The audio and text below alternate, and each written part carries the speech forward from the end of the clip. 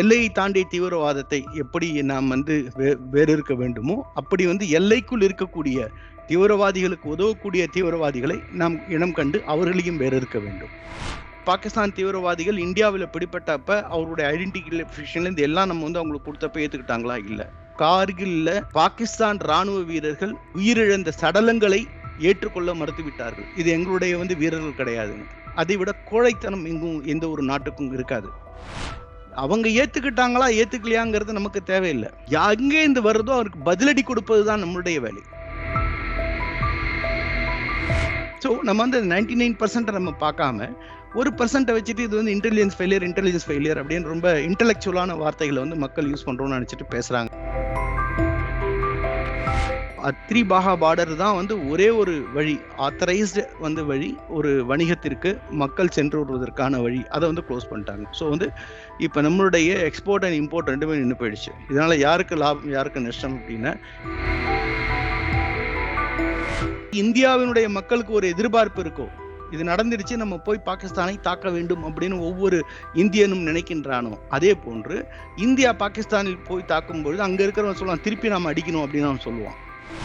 போர் என்றைக்கு தொடங்குவோங்கிறதான் ஒரு நாடு கணிக்க முடியும் தவிர அது முடிவெடுக்க முடியும் தவிர என்னைக்கு முடிப்போங்கிறத எந்த நாடும் முடிவெடுக்க முடியாது.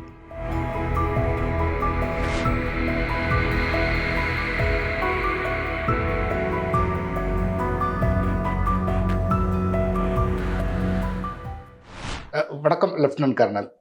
வணக்கம். இதுல காஷ்மீர் மாநிலத்துல பகல்காம்ல ஒரு கொடூரமான ஒரு தாக்குதலை தீவிரவாதிகள் நடத்தியிருக்காங்க.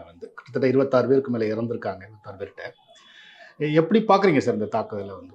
இந்த தாக்குதல் இந்தியாவில் இருக்கின்ற அனைத்து மக்களுக்கும் மிகப்பெரிய ஒரு மன உளைச்சலையும் மனதில் மிகப்பெரிய ஒரு வலியையும் ஏற்படுத்தி இருக்கின்றது. நமது சகோதரர்கள் உயிர் நீத்திருக்கின்றார்கள். இந்த நிலை எங்கும் வரக்கூடாது. ஏன்னா ஒரு டூரிஸ்ட் தன்னுடைய வாழ்க்கையில கல்யாணத்துக்கு பிறகு குடும்பத்தோடு குழந்தையோடு மனைவியோடு அங்க செல்லும் பொழுது அங்க ஒரு தீவிரவாதி நின்று நீ எந்த மதத்தை சார்ந்தவர், நீ கல்மா நீ சொல்லு அப்படின்னு சொல்லி, கல்மா சொல்ல தெரியலையா, நீ இஸ்லாமியர் இல்லையா அப்படின்னு அவருடைய உறுப்பையெல்லாம் பார்த்து அவங்க கொண்டு இருக்காங்க. இதை விட ஒரு மோசமான ஒரு ஒரு விஷயம் இருக்க முடியாது. அப்பாவி பொதுமக்களை, ஒரு டூரிஸ்டுக்காக வந்திருக்கிற ஒரு மக்களை, பொழுதுபோக்கிற்காக வெளியில் சென்றிருக்கின்ற அந்த மக்களை மதம் பார்த்து கொள்வது என்பது மிகவும் கண்டனத்திற்குரியது. நிச்சயமாக இதற்கான சரியான பதிலடி இந்திய மக்களின் எதிர்பார்ப்பை மேற்கொண்டு நிச்சயமாக அரசாங்கம் செய்யும். அவங்களோட நோக்கம் என்னவா இருக்கும்னு நினைக்கிறீங்க சார்? இஸ்ரே திரும்பி பார்க்குறோம் அப்படின்னா ரொம்பலாம் போக வேண்டாம். நீங்க ஒரு 3 வருடம் போனா போறோம் இல்லையா? நீங்க பாத்தீங்கன்னா அன்றைய ஈஸ்ட் பாகிஸ்தான், இப்பொழுது இருக்கின்ற பங்களாதேஷ். அந்த பங்களாதேஷில் என்ன ஏற்பட்டது? இந்துக்களாக எங்க இருக்கின்றார்களோ இந்துக்களை தேடி தேடி கொன்றார்கள் அண்டை நாடு. அதுக்கு முன்னாடி நம்மளுடைய வெஸ்ட் பெங்கால்ல என்ன நடந்தது? அண்டை நாடை விடுங்க, நம்ம இந்தியாவிலேயே வெஸ்ட் பெங்கால்ல என்ன நடந்தது? இந்துக்களை கொன்று குவித்தார்கள். இப்ப இந்த விஷயம் மறுபடியும் பரவி இப்ப ஜம்மு அண்ட் காஷ்மீருக்கு போயிருக்கு. ஸோ இப்போ நம்ம பார்க்குறோம் அப்படின்னு சொன்னா, இந்துக்களை செலக்டிவா பார்த்து கொள்றாங்க அப்படின்னா, இது யாருடைய பின்புலத்தில் யார் இருக்கின்றார்கள், யாருடைய வேலையா இருக்கும்னு நம்ம பேக் ட்ராக் பண்ணி பார்க்கணும். முதல்ல நம்மளுடைய பேக் ட்ராக்கை பண்ணி நம்ம பார்க்கும்பொழுது பாகிஸ்தானுடைய அந்த அவர்களுடைய பிரசன்ஸ் எல்லா டெரர் அட்டாக்லையும் நம்மால் பார்க்க முடியும். ஹிஸ்டரியை நம்ம பார்க்குறப்ப எப்பப்பெல்லாம் பாகிஸ்தானுடைய இராணுவம் பலவீனம் அடைகின்றதோ, மக்களிடம் நம்பிக்கையை இழக்கின்றதோ, காஷ்மீரை இஷ்யூவை கையில் எடுத்தும் இந்தியாவின் மீது ஒரு சின்ன தாக்குதலை ஏற்படுத்தியும் ஒரு ப்ராக்சி வாரம் கொண்டு வந்திருக்காங்க. நீங்க திரும்பி பார்த்தோன்னே முஷரஃப் உங்களுக்கு ஞாபகம் வரும். ஜெனரல் முஷரஃப், கார்கில் வார். அப்போ என்ன நடந்தது? முஷரஃப்க்கு பாகிஸ்தானில் அவருடைய பாகிஸ்தான் ஆர்மியினுடைய நம்பிக்கை மக்களிடம் போய்விட்டது. அங்க இருக்கக்கூடிய அவங்களுடைய இம்பார்ட்டன்ஸ் குறைந்து விட்டது. அங்க இருக்கக்கூடிய அந்த அரசை தன்னுடைய கையில் எடுக்க வேண்டும், இரும்பு பிடியில் எடுக்க வேண்டும். அதற்காக இந்த கார்கில் போர் என்பது வடிவமைக்கப்பட்டது.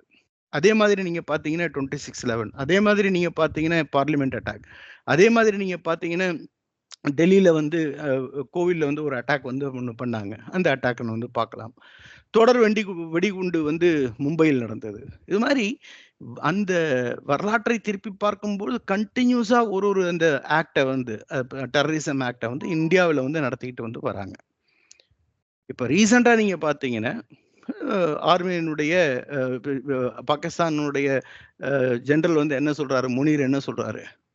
காஷ்மீர் வந்து நம்முடைய அங்கம். அது வந்து எங்களுடைய உயிர் நாடி மாதிரி அப்படின்னு வந்து ஒரு பப்ளிக் கிட்ட வந்து பேசுறப்ப சொல்றாரு. அந்த பாகிஸ்தான் ஆர்மில இன்னைக்கும் ஒரு வேக்யூம் வந்திருக்கு. அந்த வேக்யூம்ல என்ன அப்படின்னு நீங்க கேட்டீங்கன்னா, பாகிஸ்தான்ல இருக்கக்கூடிய ராணுவம் மக்களிடம் மதிப்பை இழந்து விட்டது. தன்னுடைய பலத்தை இழந்து விட்டது. மறுபடியும் அத வந்து ரீக்ரிப் பண்ணணும். அதுக்காக வந்து அவர் வந்து மறுபடியும் காஷ்மீர் இஷ்யூவ கையில எடுத்திருக்காரு. அவர் காஷ்மீர் இஷ்யூவ கையில எடுத்து ஒரு வாரத்திற்குள் மறுபடியும் இந்த அட்டாக் நடந்திருக்கு அப்படின்னா, அது பாகிஸ்தானுடைய பின்புலம் இருக்கு அப்படின்னுங்கிறத நம்மால் பார்க்க முடிகின்றது. அதையும் தாண்டி இந்த தாக்குதலுக்கு பின்பு என்ன நடந்திருக்கு அப்படின்னு நம்ம பார்த்தோம்னா, நமது உளவுத்துறை யார் யார் வந்து இந்த தீவிரவாதிகள், அவருடைய பெயர், அவருடைய பின்புலம், எந்த நாட்டை சார்ந்தவர்கள் அப்படிங்கிறத வெளியிட்டிருக்கு. 6 பேர்ல 4 பேர் வந்து பாகிஸ்தான் தீவிரவாதிகள் அப்படின்னு சொல்லிட்டு. ஸோ அது எங்கேருந்து வந்தது அந்த லான்ச் பேடுன்னு அப்படின்னு சொல்லுவோம். பாகிஸ்தான் ஆக்குபைடு காஷ்மீர்ல இருக்கக்கூடிய 60 லான்ச் பேட்ஸ் இருக்கு. அங்கேருந்து இங்க வந்திருக்காங்க. 2 இந்தியாவைச் சேர்ந்த தீவிரவாதிகள். அவர்கள் வந்து 2017 பாகிஸ்தான் சென்றார்கள். அங்க வந்து பயிற்சி எடுத்து இப்போ ரீசென்ட்டா உள்ளுக்குள்ள வந்திருக்காங்க அப்படின்னு அவங்க வந்து டீகோட் பண்ணிட்டாங்க. அவங்களுடைய ஃபோட்டோஸையும் வந்து வெளியிட்டு விட்டார்கள். ஸோ அங்க பாகிஸ்தான் ஆக்குபைடு காஷ்மீர்ல ஒரு 60 லான்ச் பேட் இருக்கு அப்படின்னு, தீவிரவாதிகளுடைய லான்ச் பேட் இருக்கு அப்படின்னு, அது யாருடைய கண்ட்ரோல்ல இருக்கு? பாகிஸ்தான் கண்ட்ரோல்ல இருக்கு. அந்த பாகிஸ்தான் கண்ட்ரோல்ல இருக்கக்கூடிய அந்த பகுதியில், பாகிஸ்தான் ராணுவம் இருக்கக்கூடிய பகுதியில், தீவிரவாதிகள் ஒரு 60 லான்ச் பேட் எப்படி வச்சிருக்க முடியும்? ராணுவத்தின் னுடைய உதவி இல்லாமல், பாகிஸ்தானுடைய உதவி இல்லாமல். ஸோ இது வந்து வெரி கிளியர்லி வந்து மக்களுக்கு புரிய வேண்டும். எந்த ஒரு தீவிரவாத தாக்குதல் இந்தியாவில் நடந்தாலும் அதன் பின்புலத்தில் பாகிஸ்தான் இருக்கின்றது, ஐஎஸ்ஐ இருக்கின்றது, லஷ்கர் இ தொய்பா இருக்கின்றது. வடிவமைப்பது பாகிஸ்தான் ராணுவம் தளபதி. அவர்தான் வந்து முக்கிய காரணம். அவர் வந்து வடிவமைக்கின்றார். அது வந்து யாரை வச்சு நிறைவேற்றுறாங்கன்னா, எல்இடியை வச்சு நிறைவேற்றுறாங்க. இங்கேயும் அங்கேயும் இருக்கக்கூடிய பொதுமக்களை பிரெயின் வாஷ் செஞ்சு அவங்களை வந்து தீவிரவாதிகளாக ஆக்கி அவங்களை வந்து பயன்படுத்துகின்றார்கள். இதுதான் சிம்பிளான விஷயம். நமக்கு வந்து யார் வந்து ரொம்ப முக்கியமான டார்கெட் அப்படின்னா, பாகிஸ்தானுடைய ராணுவம் தான் நம்மளுடைய முக்கியமான டார்கெட். நம்மளுடைய முக்கியமான டார்கெட் வந்து இந்தியாவுக்குள்ள வந்திருக்க தீவிரவாதிகள் மட்டும் கிடையாது. தீவிரவாதிகளை ஏவி விடுகின்ற பாகிஸ்தான் ராணுவம் தான் நம்மளுடைய முக்கியமான டார்கெட். அதுக்கு பின்புலத்தில் இருக்கின்ற ஐஎஸ்ஐ தான் வந்து இதோடைய முக்கியமான டார்கெட். ஸோ இது நம்ம வந்து புரிஞ்சுக்கிட்டோம்னா, நம்ம எப்படி வந்து இதை வந்து ஹேண்டில் பண்ணலாம் அப்படின்னு நமக்கு தெரியும். ஏன்னா எப்படி வந்து டிஸ்ரப்ட் பண்ணா இந்தியாவை நம்ம வந்து கெடுக்கலாம், ஒற்றுமையை கெடுக்கலாம் அப்படிங்கிறத பார்க்குறாங்க. ஸோ அந்தந்த விஷயத்துக்கு வந்து அந்தந்த இடத்துல இருக்கக்கூடிய அந்த ஸ்டேட் கவர்மெண்ட் வந்து ஸ்ட்ரிக்டா வந்து ஆக்ஷன் எடுக்கணும். இப்போ நீங்க பார்த்தீங்கன்னா, பாகிஸ்தானோடு ஒன்லி ஜம்மு அண்ட் காஷ்மீர் மட்டும்தான் எல்லையை பகிர்ந்து கொண்டிருக்கின்றதா? பல மாநிலங்கள் இருக்கு. சில மாநிலங்கள் வந்து கடலோரத்தை வந்து பகிர்ந்துட்டு இருக்கு. இப்போ நம்ம பார்த்தோம் அப்படின்னா, குஜராத் மாதிரி மாநிலங்களா இருக்கட்டும், கொஞ்சம் மகாராஷ்டிராவாக இருக்கட்டும், இல்லை நீங்க வந்து மலைப்பாங்கான பகுதியில் பார்க்குறீங்கன்னா, நீங்க வந்து உத்தரகாண்ட் பகுதிகளாக இருக்கட்டும், இல்லை பஞ்சாப் வந்து முழுமையாக பகிர்ந்து கொண்டிருக்கின்றது பார்டரை. அதே மாதிரி நீங்க பார்த்தீங்கன்னா, ராஜஸ்தான் பகிர்ந்து கொண்டிருக்கின்றது. அங்கெல்லாம் ஏன் தீவிரவாதிகள் வரல? அவங்களுக்கு டார்கெட் இந்தியா தானே சார். இந்தியானா அவங்க மற்ற மாநிலங்களிலும் வரலாம்ல. ஆனா இங்க தான் வந்து அதிகமான ராணுவம் இருக்கின்றது. ஆர்மி ஸ்பெஷல் ஆக்ட் பவர் வந்து உபயோகப்படுத்தப்படுகின்றது. ராணுவம் இருக்கின்றது. அந்த பகுதியிலாம் ஏன் வராங்க அப்படின்னா, அங்க இருக்கின்ற அரசியலமைப்பு அவர்களுக்கு உதவி செய்கின்றது, சப்போர்ட்டாக இருக்கின்றது. அங்க இருக்கின்ற சில பொதுமக்கள், எல்லாரையும் நான் சொல்ல மாட்டேன். சில பொதுமக்கள் அவர்களுக்கு சப்போர்ட்டாக இருக்கின்றாங்க. அதாவது அவங்கள வந்து சிம்பத்தைசர் அப்படின்னு சொல்லுவோம். அவர்களுக்கு உதவி செய்பவர்கள். அவர்களை வெல் விஷர்ஸ் அங்க வந்து இருக்கிறாங்க. அவங்களுக்கு இடம் குடுப்பாங்க, தங்க வைக்கிறதுக்கு குடுப்பாங்க. அங்க இருக்கின்ற வந்து இன்டெலிஜென்ஸ் வந்து குடுப்பாங்க. இது மாதிரி இருக்கிறவங்க அங்க இருக்காங்க. ஸோ எந்த இடத்துல வந்து ஒரு மற்ற நாட்டுக்காரங்களுக்கு அந்த இடத்துல வந்து உதவி செய்பவர்கள் இருக்கின்றார்களோ, அங்கதான் அவர்கள் வந்து தன்னுடைய தீவிரவாதத்தை இயக்கத்தை நடத்த முடியும், செயல்களை நடத்த முடியும். இல்லைன்னா மும்பைல வந்தாங்க. வந்து ஒரு நாள் அட்டாக் பண்ணாங்க. அதுக்கப்புறம் அவங்க ஆளை காணோம். முடிஞ்சு போச்சு. 26/11க்கு அப்புறம் நம்ம வந்து we can't see anything. So அது மாதிரி ஒரு வாட்டி வந்து அட்டாக் பண்ண முடியுது. பெர்மனன்ட்டா அங்க ஒரு தீவிரவாத அமைப்பை வந்து ஏற்படுத்தி அது மாதிரி உட்கார முடியாது அப்படிங்கிறது தான் வந்து என்னுடைய இது. ஆகையால் தீவிரவாதம் நமது வந்து எல்லையை தாண்டிய தீவிரவாதத்தை எப்படி நாம் வந்து வேறிருக்க வேண்டுமோ, அப்படி வந்து எல்லைக்குள் இருக்கக்கூடிய தீவிரவாதிகளுக்கு உதவக்கூடிய தீவிரவாதிகளை நாம் இனம் கண்டு அவர்களையும் வேறிருக்க வேண்டும். அது வந்து எவ்வளவு பெரிய பதவியில் இருந்தாலும் சரி. நாடு மக்கள். நாட்டின் முன்னேற்றம், நாட்டினுடைய பாதுகாப்பு, மக்களுடைய பாதுகாப்பு. அதுதான் தலைமையானது. அதற்காக தான் கான்ஸ்டிடியூஷனே எழுதப்பட்டிருக்கின்றது. அதற்காக தான் வந்து ஒரு பிரதம மந்திரியோ, இல்ல நம்ம பார்த்தோம்னா பிரசிடென்ட் ஆஃப் இந்தியாவோ, அப்படி இல்லன்னு பார்த்தோம்னா சுப்ரீம் கோர்ட்டோ, காவல்துறை எல்லாமே, ராணுவமோ எல்லாமே மக்களுக்காக தான் இருக்கு. எல்லாமே வடிவமைக்கப்பட்டது இந்தியாவிற்காகவும், இந்த நாட்டிற்காகவும், நாட்டு மக்களுக்காகவும் தான். அது நாட்டிற்காகவும், நாட்டு மக்களையும் தாண்டி எதுவுமே கிடையாது. ஆகையால் நாட்டினுடைய நலனிற்காகவும், நாட்டினுடைய மக்களின் நலனிற்காகவும் இப்பொழுது இருக்கின்ற அரசாங்கம் எந்த நிலையும் சென்று அந்த வேறு இருக்கின்ற அந்த விஷயத்தை வந்து கரெக்டா பண்ணால் இந்த தீவிரவாதம் ஒடுக்கத்துக்கு கொண்டு வர முடியும். ஆனா வந்து பாகிஸ்தான் இப்போ பார்த்தீங்கன்னா இந்த குற்றச்சாட்டை மறுத்திருக்காங்க, நாங்க இதுல பின்னணியில இல்லை அப்படின்னு சொல்லி. ஸோ சர்வதேச சமூகம் இதை ஏற்றுக்கும்னு நினைக்கிறீங்களா? அவங்க வந்து முதல்ல வந்து கார்கில் ஏத்துக்கிட்டாங்களா? கார்கில் போர்ல பாகிஸ்தான் ராணுவம் பாகிஸ்தானுடைய தொடர்பு இருக்குன்னு ஏத்துக்கிட்டாங்களா? சிஆர்பிஎஃப்னுடைய அந்த வண்டி வந்து போச்சு. அங்க வந்து புல்வாமால வந்து வெடிப்பு நடந்தது. 44 சிஆர்பிஎஃப் ராணுவ வீரர்களை நாம் இழந்தோம். அந்த வெடிப்புக்கும் அவர்களுக்கும் சம்பந்தம் இருக்குன்னு சொன்னாங்களா? இல்ல. மும்பை வந்து தொடர் குண்டுவெடிப்பு ஏற்பட்டது. அது வந்து எங்களுடைய தொடர்பு இருக்குன்னு சொன்னாங்களா? இந்தியா எல்லா எவிடன்ஸையும் கொடுத்தாங்க. எலக்ட்ரானிக் எவிடன்ஸ்லேருந்து, டிஜிட்டல் எவிடன்ஸ்லேருந்து எல்லா எவிடன்ஸையும் வந்து டோசியர்ஸ் வந்து அவங்களுக்கு கொடுத்தாங்க. அது வந்து ஏற்றுக்கொண்டார்களா? இல்ல. சரி. அப்புறம் வந்து பார்லிமெண்ட்ல வந்து அட்டாக் நடந்தது. அது வந்து தங்களுடன் ஏற்றுக்கொண்டாங்களா? இல்ல. பாகிஸ்தான் தீவிரவாதிகள் இந்தியாவில் பிடிபட்டப்ப அவருடைய ஐடென்டிஃபிகேஷன்லேருந்து எல்லாம் நம்ம வந்து அவங்களுக்கு கொடுத்தப்ப ஏற்றுக்கிட்டாங்களா? இல்ல. கார்கில்ல பாகிஸ்தான் ராணுவ வீரர்கள் உயிரிழந்த சடலங்களை ஏற்றுக்கொள்ள மறுத்துவிட்டார்கள். இது எங்களுடைய வந்து வீரர்கள் கிடையாதுன்னு. அதை விட கோழைத்தனம் எங்கும் எந்த ஒரு நாட்டுக்கும் இருக்காது. அதை நாம் வந்து இந்த மதத்தினுடைய அடிப்படையில் அந்த வீரர்களை நாம் அடக்கம் செய்தோம். மரியாதையோடு அடக்கம் செய்தோம். அவங்க ஏத்துக்கிட்டாங்களா ஏத்துக்கலையாங்கிறது நமக்கு தேவையில்லை. எங்கே இருந்து வருதோ அவருக்கு பதிலடி கொடுப்பதுதான் நம்மளுடைய வேலை. அந்த பதிலடியில் நாம் வந்து செவ்வனை செய்ய வேண்டும். யுனைடெட் நேஷன் என்ன செய்யும், என்ன சொல்லும், சைனா என்ன சொல்லும், இல்ல யுஏஇ என்ன சொல்லும் அப்படின்னு சொல்லிட்டு நம்ம வந்து பார்க்க வேண்டியது. அது மாதிரி ஹியூமன் ரைட்ஸ் கமிஷன்காரங்க வந்து கேட்பாங்க அப்படின்னு வந்து நம்ம யோசிக்கிறது, அதை பத்தி பேசுறது நமக்கு தேவையற்றது அப்படின்னு நான் நினைக்கிறேன். தாக்குதலுக்கு வந்து அந்த தி ரெசிஸ்டன்ட் ஃப்ரண்ட்ங்கிற அமைப்பு பொறுப்பேற்றிருக்கிறதா தகவல் வருது வந்து. அவங்க யார் சார்? அவங்களோட பின்னணி? அவர்கள் வந்து எல்இடியினுடைய அமைப்பு, அவ்வளவுதான். எல்இடியினுடைய ஒரு கிளை. அந்த கிளை வந்து அங்க இளைஞர்களை வந்து அதுல கொண்டு வந்து அந்த இளைஞர்களுக்கு மூளைச்சலவை செய்து அவர்களுக்கு வந்து அகெயின்ஸ்டா, அதாவது வந்து ஆர்டிகல் 370 அப்ரகேஷனுக்கு அகெயின்ஸ்டா வந்து தீவிரவாத செயல்களில் இறங்க விடுறது தான் அவருடைய முக்கியமான வேலை. ஸோ அந்த இயக்கம் தான் செஞ்சிருக்கு. அந்த இயக்கம்ங்கிறது வந்து எல்இடி தான். அதனால வந்து இது தனி இயக்கம்ங்கிறது கிடையாது. லஷ்கர் தொய்பாவுடைய இயக்கம் தான். காஷ்மீர்ல வந்து தொடர்ந்து இந்த மாதிரி தீவிரவாத தாக்குதல் இருக்கு, தாக்குதல் நடக்கிறதுக்கான வாய்ப்புகள் இருக்கு. அப்படிங்கிறப்ப ஏன் அந்த இடத்துல வந்து காவல்துறை இல்லை, அல்லனா ராணுவ வீரர்கள் இல்லை, இல்லை உளவுத்துறை ஏன் இப்படி ஒரு தாக்குதல் நடக்குது கவனிக்க தவறிச்சு அப்படிங்கிற விமர்சனங்கள் இப்போ வருது வந்து. இது எப்படி பாக்குறீங்க? எந்த ஒரு இன்சிடென்ட்ஸ் ஏற்பட்டாலும் அங்க வந்து ஒரு இன்டெலிஜென்ஸ் ஃபெயிலியர் அப்படின்னு சொல்லிட்டு ஈஸியா நம்ம வந்து ஒரு வார்த்தையை எல்லோருமே யூஸ் பண்ணிட்டு இருக்கோம். இன்டெலிஜென்ஸ் ஃபெயிலியர் அப்படின்னு நம்ம சொன்னோன்னா ஸ்டேட் இன்டெலிஜென்ஸும் அதுல இருக்கு. அங்க ஸ்டேட் போலீஸோட இன்டெலிஜென்ஸ் அங்க இருக்கு. அது மாதிரி நீங்க பாத்தீங்கன்னா ராணுவம் அங்க இருக்கு. ராணுவத்தினுடைய ஒரு இன்டெலிஜென்ஸ், மிலிட்டரி இன்டெலிஜென்ஸ் இருக்கு, பிஎஸ்எஃப் இன்டெலிஜென்ஸ் இருக்கு, சிஆர்பிஎஃப் இன்டெலிஜென்ஸ், துணை ராணுவத்தினுடைய தனித்தனி பிரிவு, இன்டெலிஜென்ஸ் பிரிவு அவங்களுக்குன்னு ஒன்று இயங்கி கொண்டிருக்கும். அது இருக்கும். லோக்கல் இன்டெலிஜென்ஸ்னு ஒரு லோக்கல் இன்டெலிஜென்ஸ் இருக்கு. அது தவிர வந்து சென்ட்ரல் இன்டெலிஜென்ஸ் இருக்கு, ஐபி இருக்கு, ரா இருக்கு, மற்ற நிறைய இன்டெலிஜென்ஸ் வந்து சென்ட்ரலோடதே இருக்கு. அப்படி இருக்கும்பொழுது இன்டெலிஜென்ஸ் ஃபெயிலியர்னா ஏதாவது ஒரு இடத்துல அவங்க போய் கல்யாணத்துக்கு போயிட்டு சாப்பாடு சாப்பிட்டுட்டு தூங்கிட்டாரு, அடுத்து ஒரு இன்டெலிஜென்ஸ் பார்க்கல, அதனால பிரச்சனை வந்துச்சுங்கிற மாதிரி இவங்க பேசுறாங்க. எல்லா ஏஜென்சியுமா வந்து ஓரியூ பண்ணிட்டு வேலை செய்யாம உட்காந்துட்டு இருப்பாங்க. அப்படி என்ன, இதுக்கு காரணம் என்ன, ஏன் இது மாதிரி ஏற்படுகின்றது அப்படின்னா, தீவிரவாதத்தை பொறுத்தவரை தீவிரவாதம் என்பது வந்து ஒரு பெரிய ஒரு ஸ்ட்ரக்சரைஸ்டு ஒரு பெரிய இராணுவத்தை போன்று கிடையாது. அவர்கள் வந்து சிறு சிறு குழுக்களாக இருப்பார்கள். அந்த குழுக்களுக்கு மட்டும்தான் தெரியும் அவர்களுக்கு என்ன வேலை கொடுத்துருக்காங்கன்னு சொல்லிட்டு. அந்த குழுவை தாண்டி மற்றவர்களுக்கு அவங்க சொல்ல மாட்டாங்க இவங்க என்ன செய்ய போறாங்க, எந்த இடத்துல வந்து இவங்க தீவிரவாத தாக்குதல் செய்ய போறாங்கன்னு. லிமிட்டட் இன்ஃபர்மேஷன் அமாங்ஸ் வந்து டெரரிஸ்ட். அந்த குழுக்கள்ல இருக்கிறவங்க இன்னொருத்தருக்கு பகிர மாட்டார்கள். அப்படிதான் வந்து அந்த ரகசியம் அவர்களுடைய பாதுகாக்கப்படும். அப்படி இருந்தும் அது வந்து இன்டெலிஜென்ஸ் ஏஜென்சி அந்த இன்ஃபர்மேஷனை வந்து மோர் தென் 99% வந்து அவங்க வந்து கிராக் பண்ணிடுவாங்க, முதல்ல சொல்லிடுவாங்க. அவரோட அது வந்து தவிர்க்கப்படும். என்னுடைய சர்வீஸ்ல நான் நிறைய பார்த்துருக்கோம், நாங்கள் நிறைய தவிர்த்திருக்கோம். நாங்கள் வந்து இன்டெலிஜென்ஸ் கொடுத்துருக்கோம், எங்களுக்கு வெளியிலேருந்து ஸ்டேட் போலீஸ் இன்டெலிஜென்ஸ் வந்திருக்கு, எங்களுக்கு சென்ட்ரல் இன்டெலிஜென்ஸ் இன்ஃபர்மேஷன் வந்திருக்கு. நிறையா வந்து அந்த இன்டெலிஜென்ஸ்னால நாங்கள் வந்து சர்ப்ரைஸ் பண்ணி எங்கே மிலிட்டன்ட் எதிர்பார்க்கலையோ அங்கே நாங்கள் போய் அவங்கள வந்து கில் பண்ணியிருக்கோம். அது மாதிரி மக்களை காப்பாற்றியிருக்கோம். பல விஷயங்கள் வந்து நடந்திருக்கு. ஸோ நம்ம வந்து 99% நம்ம பார்க்காம 1% வச்சுட்டு இது வந்து இன்டெலிஜென்ஸ் ஃபெயிலியர் அப்படின்னு ரொம்ப இன்டெலெக்சுவலான வார்த்தைகளை வந்து மக்கள் யூஸ் பண்றோம்னு நினைச்சிட்டு பேசுறாங்கன்னு நினைக்கிறேன்.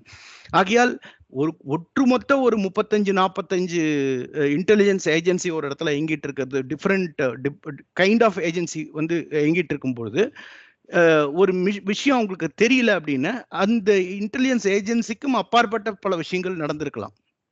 அது வந்து அவங்க வந்து பின்பற்றிருக்கலாம். டெரரிஸ்ட் உலகத்துல நம்ம பார்த்தோம்னா ஏதாவது ஒரு இன்டெலிஜென்ஸ் ஏஜென்சி ஏதாவது ஒரு நாடு 100% ப்ரூஃபா அப்படின்னா எங்கேயுமே கிடையாது. எல்லா இடத்துலையும் வந்து ஏதாவது ஒரு தீவிரவாத தாக்குதல் அன்எக்ஸ்பெக்டடா ஒரு இடத்துல நடக்கிறது சகஜம்தான். அதை முழுமையாக தீர்க்க முடியுமா என்றால் அதற்கான வாய்ப்பு வந்து இன்று வரை கிடையாது அப்படின்னு தான் நான் வந்து அந்த கிரவுண்ட்ல வேலை செஞ்சதுனால என்னால் இது வந்து கூற முடியும். ஆனால் அவர்கள் மீது குறை சொல்லக்கூடாதா அப்படின்னா அப்படிலாம் கிடையாது. ஸோ இதுக்கு மேலே என்ன இன்னும் மேம்படுத்தலாம் நம்மளுடைய இன்டெலிஜென்ஸ் அப்படிங்கிறத வந்து நம்ம வந்து பார்க்கணும். அதற்கான முறையில் நம்ம வந்து இறங்க வேண்டும் அப்படிங்கிறது என்னுடைய நோக்கமாக இருக்கின்றது. அடுத்து ஒன்று பார்க்குறப்ப ஆக்சுவல் என்ன ப்ராப்ளம் அங்கன்னா பாதுகாப்பு ப்ராப்ளம். ஏன் இந்த அமைப்பு வந்து மற்ற இடத்துல நடத்திருக்கலாமே, உதம்பூர்ல நடத்திருக்கலாம், கட்ரால நடத்திருக்கலாம், அது மாதிரி நீங்க பாத்தீங்கன்னா ஜம்முல நடத்திருக்கலாம், இல்லைன்னா நீங்க ஸ்ரீநகர் வந்தீங்கன்னா ஸ்ரீநகர்ல வந்து லால் சௌக்ல நடத்திருக்கலாம், இல்ல தால் லேக்ல நடத்திருக்கலாம். ஏன் இந்த இடமெல்லாம் வந்து விட்டுட்டு முக்கியமான மிகப்பெரிய இடங்கள்லாம் விட்டுட்டு ஏன் ஒரு சின்ன ஒரு ஸ்பாட் வந்து ஒரு 200 மக்கள் வந்து தங்கக்கூடிய ஒரு ட்ராக்கிங் போகக்கூடிய மியூலும் மனிதர்களும் அழைச்சு கொண்டு போய் டூரிஸ்ட விடக்கூடிய ஒரு டாப்ல போய் ஏன் நடத்திருக்காங்க? ஏன் வந்து அவர்கள் வந்து நடத்திருக்காங்கன்னா அது சாஃப்ட் டார்கெட். அங்க வந்து யாரும் இல்ல, போலீஸ் தான் இருக்கணும். அங்க வந்து அவர்களுக்கு பொதுமக்களுக்கு பாதுகாக்க கொடுக்கக்கூடியது ஸ்டேட் போலீஸ். அந்த இடத்துல அங்க ராணுவமும் துணை ராணுவமும் அவங்களுக்கு வேலை கிடையாது. அந்த இடத்துல துணை ராணுவம் வந்து ஹைவேல தான் அவங்க வந்து ப்ரொடெக்ட் பண்ணுவாங்க. அதுக்கு உள்ளுக்குள்ள போகக்கூடிய கிராமங்கள், குக்கிராமங்கள், அந்த ஸ்பாட் அதுக்கெல்லாம் வந்து அந்த போலீஸ், அந்த ஸ்டேட் போலீஸ் தான் வந்து கொடுக்கணும். ஸோ அந்த இடத்துல வந்து ஸ்டேட் போலீஸினுடைய அந்த பாதுகாப்பு இல்லை என்பது மறுக்க முடியாது. எப்படி வந்து இதை வந்து அவங்க வந்து ஓய்வு பண்ணாங்க? ஏன் அந்த இடத்துல வந்து அந்த காவல்துறையுடைய வந்து போஸ்ட் இல்லாம இருந்தது? ஏன் அங்க வந்து ஒரு பெட்ரோல் இல்லாம இருந்தது? அப்படிங்கிறது வந்து மிகப்பெரிய ஒரு கேள்விக்குறியாக இருக்கின்றது. இது வந்து நிச்சயமாக அதாவது வந்து ஜம்மு அண்ட் காஷ்மீர் காவல்துறையின் மீது நிச்சயமாக வந்து ஆக்ஷன் வந்து எடுக்கணும். அதுல மாற்று கருத்து கிடையாது. ஒளிவு மறைவு என்பதே இதுல கிடையாது. என்னை பொறுத்தவரை இந்த சமயத்தில் அரசியல் ஆதாயத்திற்காக தயவு செஞ்சு வந்து விரலை காமிச்சு இது வந்து உன்னுடைய குற்றம், இது உன்னுடைய குற்றம், இது இராணுவத்தினுடைய குற்றம், இது வந்து போலீஸினுடைய குற்றம், இது வந்து அரசியல் அமைப்பினுடைய குற்றம் அப்படின்னு சொல்லிட்டு அந்த குற்றத்தை பத்தி பேசாதீங்க. அட்லீஸ்ட் இந்த நிலையிலாவது எல்லாம் ஒன்று சேர்ந்து சகோதரிகளாக நாட்டினுடைய முன்னேற்றத்திற்காகவும் நாட்டினுடைய பாதுகாப்பிற்காகவும் மக்களுடைய பாதுகாப்பிற்காகவும் ஒன்று சேர வேண்டும். தகுந்த பதிலடி நாம் வந்து கொடுக்க வேண்டும் நமது பகைவர்களுக்கு. அதை பற்றி நாம் அதிகமாக பேசினால் நன்றாக இருக்கும் அப்படின்னு வந்து நினைக்கிறேன்.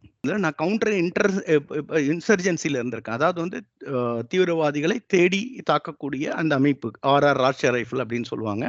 அதுல டெல்டா ஃபோர்ஸ் அப்படின்னு சொல்லக்கூடிய அந்த இதுல வந்து ஜம்மு அண்ட் காஷ்மீர்ல 2001 2004 வரை இருந்திருக்கேன். அதுக்கு முன்னாடி வந்து நார்த் ஈஸ்ட்ல வந்து நான் இருந்திருக்கேன். 1996 2000 வரைக்கும் நார்த் ஈஸ்ட்ல இருந்திருக்கேன். இது வந்து நான் கவுண்டர் இன்சர்ஜென்சில இருந்திருக்கேன். எங்களுக்கு வந்து இன்ஃபர்மேஷன்ஸ் வந்து வரும். பலதரப்பட்ட இன்ஃபர்மேஷன் ஏஜென்சிலேருந்து எங்களுக்கு வந்து இன்ஃபர்மேஷன் வரும், கோஆர்டினேட்டட் இன்ஃபர்மேஷன்ஸ் வரும். அது நாங்கள் ரிசீவ் பண்ணுவோம். இப்போலாம் வந்து நிறைய அட்வான்ஸ் மெத்தட் வந்துருச்சு. அப்போலாம் அந்த அளவுக்கு அட்வான்ஸ் மெத்தட்ஸ்லாம் ரொம்ப கம்மி. அப்போ வந்து ஹேண்டல் ரேடியோ செட்னு சொல்லுவோம். ரேடியோ செட் வச்சு பேசுவாங்க. அதை இன்டர் பண்ணி அதை வந்து டீகோட் பண்ணி எங்கே இருக்காங்க என்ன ஏது அப்படிங்கிறத வந்து கண்டுபிடிப்போம். அப்போலாம் மொபைல்லாம் கூட ரொம்ப ரொம்ப கம்மி. மொபைல் கம்யூனிகேஷன்லாம் கூட வந்து அவ்வளோ வந்து கிடையாது. ப்ராட்பேண்டில் வந்து KBPSL தான் ஓடும். 126 kbps, 256 kbps தான் மேக்ஸிமம் ஸ்பீடு ஜம்மு அண்ட் காஷ்மீரில். ஸோ அங்க வந்து பெரிய ஒரு உபகரணங்கள், பெரிய ஒரு விஷயங்கள், அட்வான்ஸ்டு டெக்னாலஜி அதெல்லாம் வந்து கிடையாது. ஈவன் நம்ம கார்கில் வார் சமயத்திலேயே நமக்கு எந்த பெரிய டெக்னாலஜியும் நம்மகிட்ட கிடையாது. அப்போ உலகத்திலேயே வந்து டெக்னாலஜி கிடையாது. சேட்டலைட் ஒரு பெரிய டெக்னாலஜி தான் வந்து அமெரிக்காவிடம் இருந்தது. ட்ராக் பண்றதுக்கு, டிஜிட்டல் இம்ப்ரஷன்ஸ் எடுக்கிறதுக்கு. ரிமைனிங் எதுவுமே நமக்கு இல்லாத ஒரு நிலை தான் நமக்கு இருந்தது. இப்ப மிகப்பெரிய முன்னேற்றங்கள வந்து அடைஞ்சிருக்கின்றோம். ஆகையால் இப்ப நெறையா வந்து ட்ராக் பண்றதுக்கு நெறைய அட்வான்ஸ்மென்ட் வந்து அந்த இன்டெலிஜென்ஸ் ஏஜென்சிஸ்க்கு வந்து கிடைச்சிருக்கு. நெறைய மெத்தட்ஸ் வந்து ஃபாலோ பண்றாங்க. நெறைய டெக்னாலஜி வந்து ஃபாலோ பண்றாங்க. நெறைய வந்து எக்யூப்மெண்ட்ஸ் வந்து இந்தியாவிலேயே வந்து தயாரிக்கப்படுகின்றது. ஸோ இதெல்லாம் வந்து மிகப்பெரிய ஒரு ஸ்ட்ரென்த் வந்து அவங்களுக்கு வந்து குடுத்திருக்கு அப்படின்னு நம்ம வந்து சொல்லலாம். தலைசிறந்த ஒரு இன்டெலிஜென்ஸ் ஏஜென்சியா நம்மளுடைய ஒவ்வொரு இன்டெலிஜென்ஸ் ஏஜென்சியும் வந்து இயங்கிக் கொண்டிருக்கின்றது. அதுல மாற்று கருத்து கிடையாது. ஈவன் நம்ம சொன்னோன ஸ்டேட் கவர்மெண்ட்டினுடைய அந்த ஸ்டேட் போலீஸுடைய இன்டெலிஜென்ஸ்லேருந்து ஆரம்பிச்சு நீங்க வந்து சென்ட்ரலுடைய இன்டெலிஜென்ஸ் வரைக்கும், நீங்க ஐபி-ரா வரைக்கும் எல்லாமே வந்து செம்மையாக வந்து நடந்து கொண்டிருக்கின்றது அப்படின்னு தான் சொல்ல முடியும். உங்க படிக்காலங்கள்ல இத மாதிரி ஏதாவது தாக்குதல்கள்ல நேரடியா ஈடுபட்ட அனுபவங்கள் இருக்கா? அத பகிர்ந்துக்கோங்க. கிட்டத்தட்ட 1996லேருந்து 2004 வரை நார்த் ஈஸ்ட் அப்புறம் வந்து நார்தர்ன் செக்டர்ல இருந்திருக்கேன். அதனால நெறைய தாக்குதல் வந்து பார்த்துருக்கோம். நெறைய இன்சிடென்ட்ஸ் வந்து பார்த்துருக்கோம், பங்கேற்றிருக்கோம். சம்பவத்துக்கு பிறகு வந்து இந்தியா ராஜதந்திர ரீதியா சில நடவடிக்கைகள் எடுத்திருக்காங்க வந்து. இப்போ வாகா எல்லையை மூடுறது, சிந்து நதி ஒப்பந்தத்தை ரத்து பண்றது, அது மாதிரி இந்தியாவில் இருக்கிற பாகிஸ்தான் தூதரக அதிகாரிகள் வெளியேறணும் அப்படிங்கிற உத்தரவு, பாகிஸ்தான் வழங்கப்பட்ட அந்த சுற்றுலா விசாக்களை வந்து தற்காலிகமாக ரத்து பண்ணியிருக்காங்க. அப்புறம் இப்போ பாகிஸ்தானியர்கள் இப்போ இந்தியாவில் இருக்கிற பாகிஸ்தானியர்கள் 48 மணி நேரத்தில் வெளியேறணும், இந்த மாதிரி நடவடிக்கைகள் எடுக்கப்பட்டிருக்கு. ஸோ இந்த நடவடிக்கைகளை எப்படி பார்க்குறீங்க? இந்த நடவடிக்கைகள் வந்து நம்ம 3 விதமா பிரிச்சுக்கலாம். அதாவது வந்து ஸ்ட்ராட்டஜிக் ஒண்ணு, டிப்ளமேட்டிக் ஒண்ணு, அப்புறம் வந்து எக்கானமிக் ரெஸ்ட்ரிக்ஷன். அது மாரி 3 விதமான ரெஸ்ட்ரிக்ஷனா இத வந்து நம்ம வந்து பார்க்க முடியும். இப்போ நீங்க பார்த்தீங்கன்னா, suspension of Indus water treaty அப்படின்னு வந்திருக்கும். 1960ல இந்த ட்ரீட்டி வந்து கையொப்பமிடப்பட்டது. இந்த மிகப்பெரிய வரப்பிரசாதமாக இருந்தது பாகிஸ்தானுக்கு. ஏன்னா, அவங்களுடைய வந்து ஒரு 80% அவர்களுடைய அந்த விவசாயம் என்பது இந்த தண்ணீரை நம்பி தான் இருக்கு. அந்த இண்டோ வாட்டர் ட்ரீட்டினுடைய அந்த ஆறில் இருந்து வரக்கூடிய தண்ணீரை நம்பி தான் அவருடைய விவசாயம் இருக்கு. 80% பாகிஸ்தானுடையது. ஸோ அவருடைய விளைச்சல், அவருடைய விளைநிலங்களிலிருந்து பயிரிடக்கூடிய ஒரு கோதுமையாக இருக்கட்டும், காய்கறியாக இருக்கட்டும், அவர்களுக்கு வந்து வாழ்க்கைக்கு ஒரு அடித்தளமான ஒரு பொருளாக அமையக்கூடியது வந்து விவசாய வந்து பொருட்கள். ஸோ அது வந்து தடைபடும் பொழுது மிகப்பெரிய ஒரு அடி வந்து அவர்களுக்கு விழும். 2வது வந்து விவசாய பொருட்களுடைய வந்து மேனுஃபேக்சரிங் வந்து கம்மியாகுது. அது வந்து அவர்களால் விவசாயம் முழுமையாக செய்ய முடியவில்லை. அதனுடைய வந்து மதிப்பு வந்து அதனுடைய வந்து குவாண்டம் வந்து ரொம்ப கம்மியா போயிட்டு இருக்கு. ஏன்னா வந்து தண்ணி இருந்தா தானே விவசாயம் செய்ய முடியும். நிறைய இடத்துல விவசாயம் செய்ய முடியல அப்படிங்கிறப்ப பொருளாதார வீழ்ச்சி வந்து மிகப்பெரிய வீழ்ச்சி வந்து அங்க வந்து ஏற்படும். ஸோ இது 2மே கம்பைன் ஆயிருக்கும். அதாவது வந்து ஸ்ட்ராட்டஜிக்னால வந்து அவங்களுடைய எக்கானமி வந்து எஃபெக்ட் பண்ணக்கூடிய ஒரு நிலை வந்து ஏற்படும். அது மாதிரி அக்ரிகல்ச்சரல் இம்பாக்ட் மட்டும் இல்ல. அங்க அர்பன் அப்படின்னு வந்து சொல்லுவோம். அர்பனுக்கு அங்க வாட்டர் சப்ளை கராச்சியா இருக்கட்டும், முல்தானாவா இருக்கட்டும், லாகூர் இது மாதிரி இடத்துக்குலாம் இந்த தண்ணி தான் வந்து அவங்க யூஸ் பண்ணிட்டு இருக்காங்க குடிநீருக்காக. ஸோ அவங்களுக்கு குடிநீரே வந்து போய் சேரலன்னா மிகப்பெரிய ஒரு பிரச்சனை வந்து அவங்களால வந்து சந்திக்க முடியும். அது மாதிரி ஹைட்ரோ எலக்ட்ரிக் பவர் ஜெனரேஷன்ஸ் வந்து இந்த தண்ணியினால அவங்க வந்து பண்ணிட்டு இருக்காங்க. ஸோ அவங்களுடைய பவர் ஜெனரேஷனும் வந்து லாஸ் ஆகும். ஸோ நீங்க பார்த்தீங்கன்னா மிகப்பெரிய ஒரு கிரைசிஸ் இந்த தண்ணி இல்லைன்னா ஒரு பெரிய கிரைசிஸ் இருக்கும்.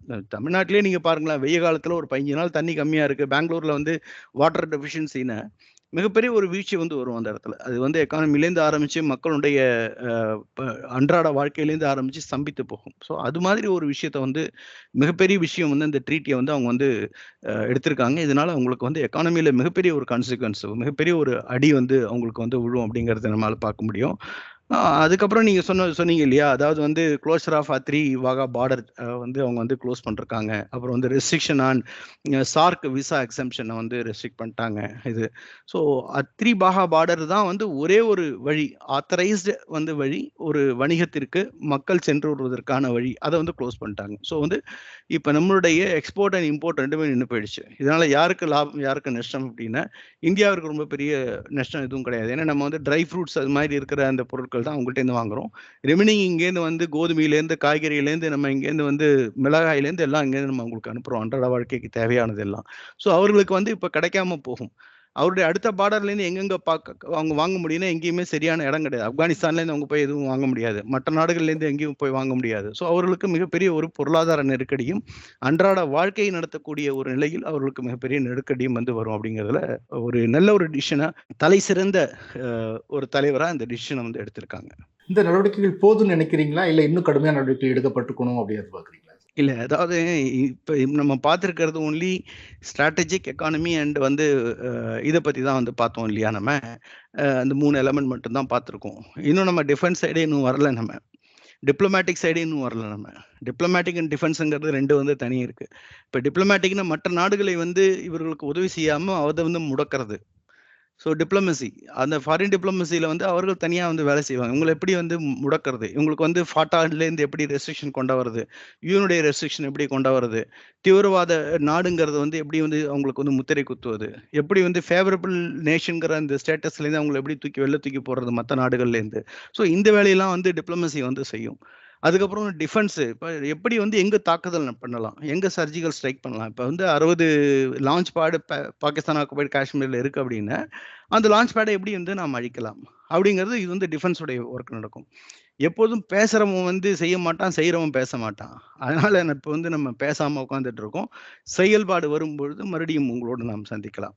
2019ல செஞ்ச மாதிரி எல்லையை கடந்து வந்து ஒரு வான்வழி தாக்குதலை இந்தியா செய்யணும். செய்யும்னு கூட அமெரிக்கால இருந்து ஒரு ஒரு ஒரு சர்வதேச நிபுணர் ஒருத்தர் கணிச்சிருக்காரு வந்து. நீங்க எப்படி பார்க்குறீங்க? இந்தியா அந்த நடவடிக்கை எடுக்கும்னு நினைக்கிறீங்களா? எடுக்கும்னு நினைக்கிறீங்களா? செய்வாங்களா? அப்படிங்கிற கேள்வியோடு, மக்களின் உணர்வுக்கு நாம் மதிப்பு கொடுக்க வேண்டும். இழந்த உயிருக்கு நாம் வந்து தகுந்த தண்டனை கொடுக்க வேண்டும். இல்லையா? ஒவ்வொரு இந்தியனுடைய உணர்வு பாதிக்கப்பட்டிருக்கின்றது. ஒவ்வொரு இந்தியனுடைய வந்து தூக்கம் இல்லாம இருக்காங்க 2 நாளா.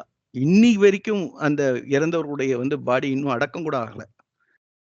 அந்த நிலைய போய் பார்க்கணும். அந்தந்த கிராமத்துல போய் அவங்க சொந்தக்காரங்க, ஊர், அந்த அந்த மாநிலம் அத போய் பார்க்கணும்.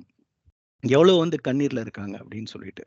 ஸோ இந்த நிலையை வந்து தாண்டி செல்வதற்காக இந்த ஒரு ஒரு ஒரு அமைதியான, ஒரு பாதுகாப்பான பாரதத்தை உருவாக்குவதற்கான நடவடிக்கையில் நிச்சயமாக இந்த அரசு, எந்த ஒரு அரசாக இருந்தாலும் அதை செய்ய வேண்டும். அதான் அவர்களுடைய தார்மீக கடமை.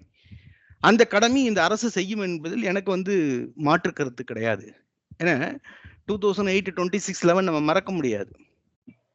நிறைய பேருக்கு வந்து மக்களுக்கு வந்து உங்க நேயர்களுக்கும் தெரியணும், மக்களுக்கும் தெரியணும். உண்மை கசக்கும்.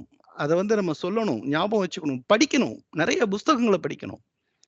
2008 அந்த ஸ்ட்ரைக் நடக்குது. ஸ்ட்ரைக் நடந்து முடிஞ்சிருது.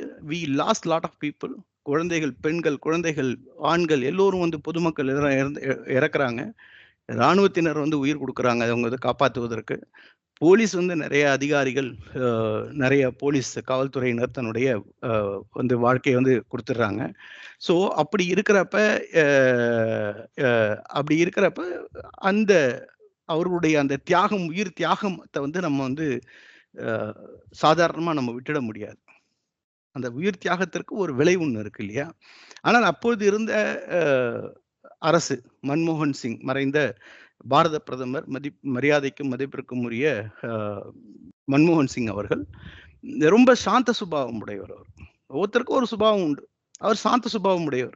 அப்பொழுது இருந்த அந்த காங்கிரஸ் அரசாங்கம் எந்த செயலும் செய்யலை. எந்த விஷயமும் ஒரு அட்டாக் பண்றது, ஒரு சர்ஜிக்கல் ஸ்ட்ரைக் பண்றது, அதிரடி கொடுக்கறது, இல்லை இது மாதிரி ஒரு ரெஸ்ட்ரிக்ஷன் வந்து அவங்களுக்கு மிகப்பெரிய ரெஸ்ட்ரிக்ஷன் கொண்டு வர்றது, டிப்ளமசியில வந்து அவங்களுக்கு மிகப்பெரிய அழுத்தத்தை கொண்டு வருது. அது மாதிரி பன்முனை தாக்குதல் இல்லைன்னாலும் ஒரு முனை தாக்குதல் கூட அவங்க வந்து கொண்டு வரல அப்படின்னு பார்க்கலாம். அதுல அதையும் தாண்டி ரொம்ப ஆச்சரியப்படக்கூடிய விஷயம் என்னன்னா, பாகிஸ்தான் F-16 எடுத்துட்டு நம்மளுடைய பார்டர்ல சுத்திட்டு இருந்தான், பெட்ரோலிங் போயிட்டு இருந்தான். நம்ம பார்டர்ல வந்து F-16 போர் விமானத்தை எடுத்துட்டு போயிட்டு இருந்தான். அப்பயும் வந்து கை கட்டி கொண்டு அமைதியாக இருந்தோம்.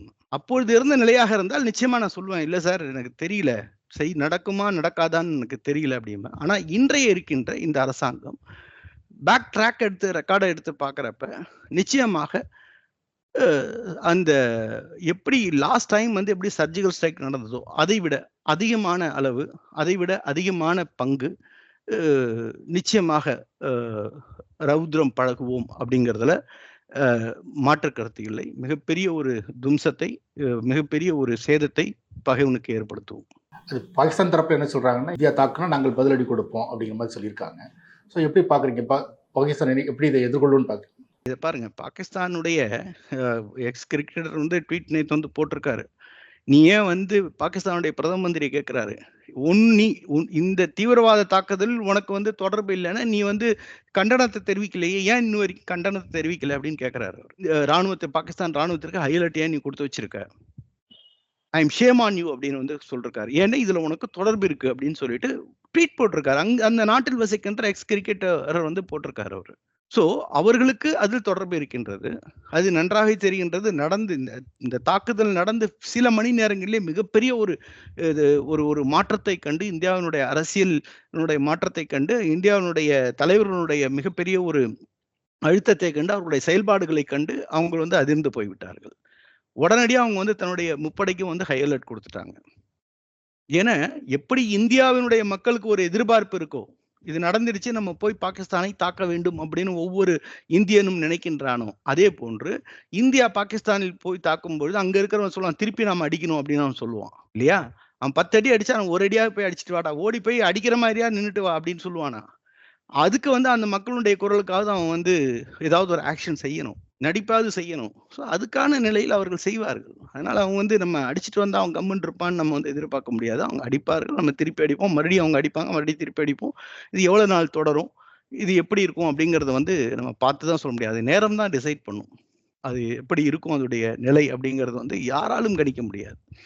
இப்ப போர் என்றைக்கு தொடங்குவோங்கிறது தான் வந்து ஒரு நாடு கணிக்க முடியும் தவிர, அது வந்து முடிவெடுக்க முடியும் தவிர, என்னைக்கு முடிப்போங்கிறத எந்த நாடும் முடிவெடுக்க முடியாது. தொடங்க தான் அவர்களுக்கு வந்து அதிகாரம் இருக்கின்றது, நேரம் இருக்கின்றது, நேரத்தை குறிக்க முடியும், தன்னுடைய அசைவை வந்து ஸ்டார்ட் பண்ண முடியும், போரை தொடங்க முடியும். அது சிறு தாக்குதலாக இருக்கட்டும், சர்ஜிக்கல் ஸ்ட்ரைக்காக இருக்கட்டும், அல்லது வந்து அந்த எல்லை தாண்டிய தாக்குதலாக இருக்கட்டும், எதா இருந்தாலும் அது அந்த நேரத்தை டிசைட் தான் நம்ம பண்ண முடியுது. அது எப்படி அது ஃபர்தர் வந்து எஸ்கலேஷன் ஆகி எப்படி போகும் அப்படிங்கிறது அது யார் கையிலும் கிடையாது. உங்க அனுபவத்தின் அடிப்படையில எதிர்காலத்துல இந்த மாதிரி தீவிரவாத தாக்குதல்கள் நடக்காம இருக்கிறத தடுக்கிறதுக்கு என்ன பண்ணணும் அப்படிங்கறத ஒரு ஆலோசனையா சொல்லுங்க. நான் முன்பே கூறியபடி தீவிரவாத தாக்குதல் நம்மளுடைய நாட்டில் இருக்கின்ற சில அரசியல் அமைப்பு கட்சிகளுக்கும் சில சிம்பத்தைசர் அப்படின்னு சொல்லுவோம், சில பொதுமக்கள் வந்து சிம்பத்தைசராக இருப்பாங்க, உதவுபவர்களாக இருப்பார்கள் தீவிரவாதத்திற்கு. அது போன்ற ஐடியாலஜி அது மாதிரி அவருக்கு உதவக்கூடிய அந்த நிலையில் இருப்பவர்கள், பிலாசபியில் இருக்கிறவங்க, இவர்கள் இருக்கும் வரை தீவிரவாதத்தை நம்மால் ஒழிக்க முடியாது. முதல்ல நம்ம வீட்டை நம்ம சுத்தம் பண்ணணும். நம்ம வீட்டை நம்ம சுத்தம் பண்ணிட்டோன்னே வெளிநாட்டுக்காரன் வெளிநாட்டினுடைய அந்த தீவிரவாதிகள் இந்தியாவில் பூந்து வந்து இங்க வந்து ஏதாவது செய்ய முடியுமா அப்படின்னா அது வந்து முடியாது. இஸ்ரேல் ஒரு எக்ஸாம்பிள் நீங்க எடுத்துங்க. இஸ்ரேல்ல ஒரு வாட்டி தான் உள்ள பூந்தான். அங்க வந்து அடிக்கடி உள்ள வந்து எங்கேயாவது நடக்குதா, எதேச்சியா டக்கு டக்குன்னு ஒரு இடத்துல வந்து நடக்குதா? ஏன்னா இஸ்ரேல்ல யாரும் உங்களுக்கு வந்து உதவ மாட்டாங்க. அங்க இருக்கிறவங்களுக்கு வந்து கண்டறிஞ்சிருவாங்க, இவன் வந்து டெரரிஸ்ட்னு. அடுத்த செகண்டே அவனுடைய கதை வந்து முடிஞ்சிடும். அது மாதிரி நிச்சயமாக அந்த உள்ளூர்ல இருக்கிறவங்க, அந்த பகுதியில் இருப்பவர்கள், சில அரசியல் அமைப்பை சார்ந்த சில பொதுமக்கள் அவர்களுக்கு உதவுவதால் இது வந்து தொடர்ந்து நடந்து கொண்டிருக்கின்றது. எக்ஸாம்பிள் கூட நான் சொன்ன பல மாநிலங்கள், குஜராத்தா இருக்கட்டும், மகாராஷ்டிராவா இருக்கட்டும், இல்லை நீங்க வந்து உத்தராகண்டாக இருக்கட்டும், இல்லை மற்ற மாநிலங்கள்லாம் வந்து எந்த பிரச்சனையும் எங்கேயும் கிடையாது. அங்கெல்லாம் வந்து தீவிரவாதம் இல்லை. ராஜஸ்தான் அங்கெல்லாம் தீவிரவாதம் வந்து இல்லை. எல்லாருமே வந்து அந்த பாகிஸ்தானுடைய அந்த எல்லையை பகிர்ந்து கொண்டிருக்கின்றார்கள். ஜம்மு அண்ட் காஷ்மீர்ல மட்டும் ஏன் நடக்குதுன்னா அங்க இந்த 2 வந்து பிரச்சனைகள் இருக்கு. சில எல்லாத்தையும் நான் சொல்ல, சில அரசியல் அமைப்பு பிரிவினர்கள் வந்து அவர்களுக்கு ஃபேவரா இருக்காங்க. சில சிம்பத்தைசர்ஸ், சில வந்து அவருக்கு உதவி செய்பவர்கள், தீவிரவாதிகள், அந்த குழுக்கள் அவங்கெல்லாம் அங்க இருக்காங்க. ஸோ அவர்களை வந்து முழுமையாக வேறு இருக்கும் வரை இந்த தீவிரவாதத்தை, எல்லை தாண்டிய தீவிரவாதத்தை நம்மால் முழுமையாக வந்து அது வந்து ஒழிக்க முடியாது. இப்போ ஒரு எக்ஸாம்பிள் நீங்க பாத்தீங்கன்னா மாற்றம் வந்து பயங்கரமா ஏற்பட்டு இருக்கு ஜம்மு அண்ட் காஷ்மீர்ல. முதல்லாம் வந்து இராணுவத்தின் மீதும் துணை இராணுவத்தின் மீதும் கல்லெறிந்தவர்கள் இன்னைக்கு வந்து பூ மழை வந்து அவங்க மீது வந்து செலுத்துறார்கள்.